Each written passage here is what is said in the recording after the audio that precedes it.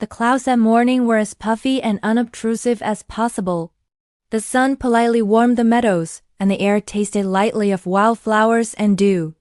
It was objectively the perfect day for camping. The kind of day you'd be embarrassed to squander indoors.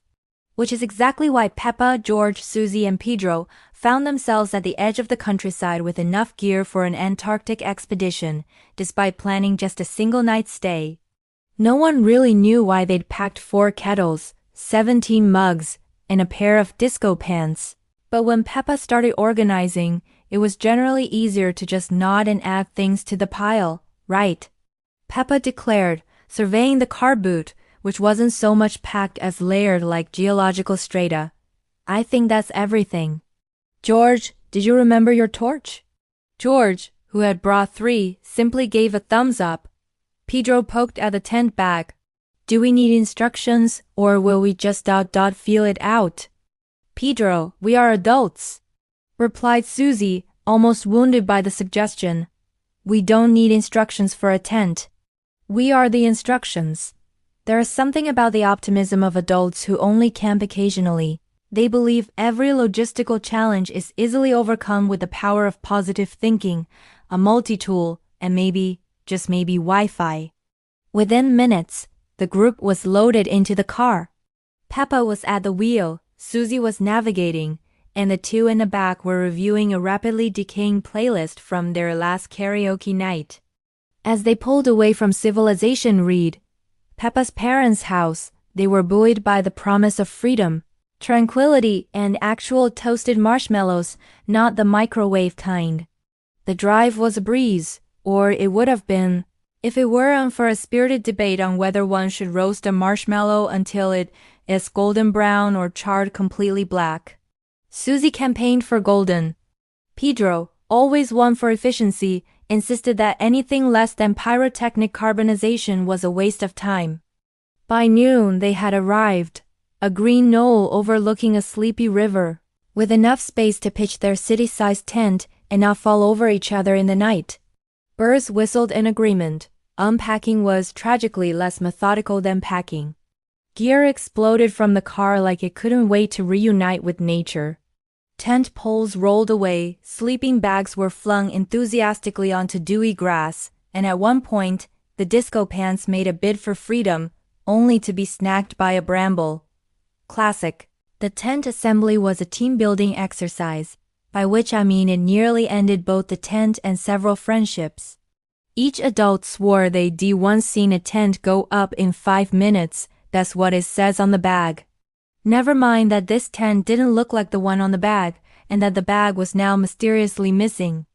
Pedro held the support pole like a medieval pike. George tried threading the fabric through a pole he swore was too long. Susie provided color commentary.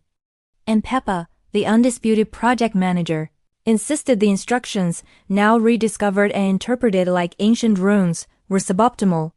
An hour and several raised voices later, the tent had taken a shape best described as modernist. 2 corners stood tall and proud, while the other 2 slouched in a way that suggested deep existential regret.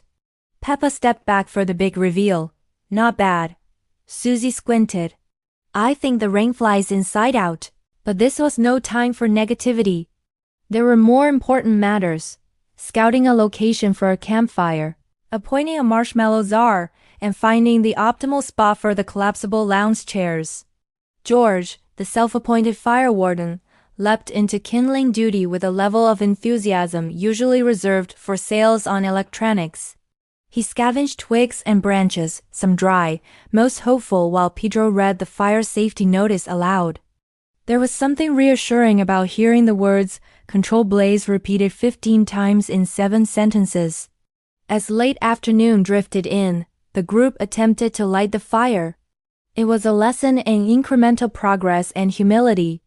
The lighter ran out, the matches were damp, and, after much deliberation, the emergency fire starter bought as a joke was finally employed.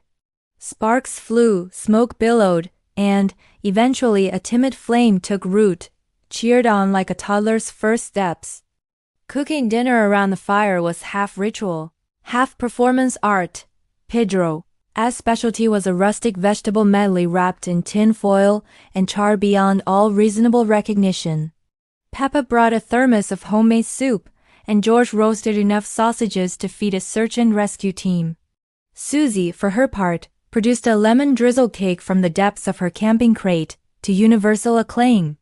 How it survived intact uncrushed by the kettles or disco pans remained a mystery.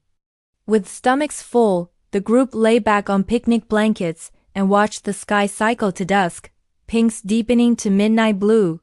The air buzzed with cicadas, and a simmering contentment of shared incompetence made good. But nature, as ever, had other plans. Sometime after dusk, a wind kicked up. It didn't howl so much as suggest things were about to get interesting. The modernist tent flexed and trembled. Susie, who had insisted it wasn't a camping trip without at least one weather-related mishap, took this as her moment. "It's fine," she reassured everyone. "The stakes are in." The stakes, in fact, were not in.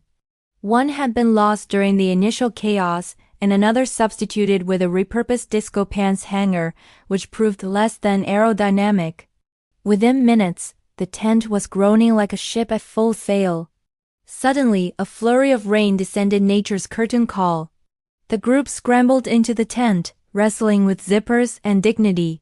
Inside, the vibe was both cozy and apocalyptic.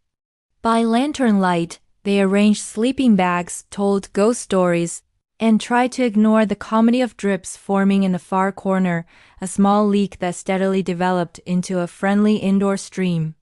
Pedro, always practical, used the marshmallow bag to catch the drips. "That's innovation," he said, which no one could fault. When the rain let up, they emerged into a world scrubbed clean, their campfire reduced to a sullen wisp. The stars, dazzling, uncompromising, drew a hush from the group. Without a word, they sat shoulder to shoulder, letting the night's calm settle over them. Conversation turned to the important topics: existentialism, camping etiquette, and whether marshmallows tasted better with a hint of smoke or outright burned. It was one of those nights where everything felt significant and trivial all at once. As dawn crept in with the birds' insistent optimism, the group woke to find the tent still standing, albeit listing slightly like a ship in gentle seas. Their belongings were mostly dry, thanks to a unique pile-and-pray method of storage, and were ready to be packed up and argued over once again. Breakfast was a low-key affair: instant coffee, tired fruit, and cold sausages. George's torch came in handy when Peppa couldn't find her shoes, while Pedro used the disco pants one last time, this time as a tea towel. Packing up was faster than setting up, partly out of an eagerness to get home, but mostly due to the threat of more rain. Before they left, Peppa took one last look at their patch of wild: the uneven grass, the stubborn tent, the smoldering remains of last night's fire. "I think we nailed it," she said. The group agreed, because camping truly isn't about being perfect. It's about surviving imperfection and pretending that wet socks are character building. On the drive home, with the car again packed with too many mugs and not enough patience, they planned their next micro-adventure. Perhaps glamping next time. Or, as Pedro put it, anywhere with a roof and a guarantee. But despite the soggy shoes, the toasty memories stuck. And if you listen closely, you can still hear someone singing karaoke in the back seat, marshmallow in hand, heading home from the best-worst camping trip ever. Thanks for joining us on this little adventure. If you enjoyed our calamitous camping trip, don't forget to hit that like button, subscribe, and ring the bell so you don't miss our next one. See you soon!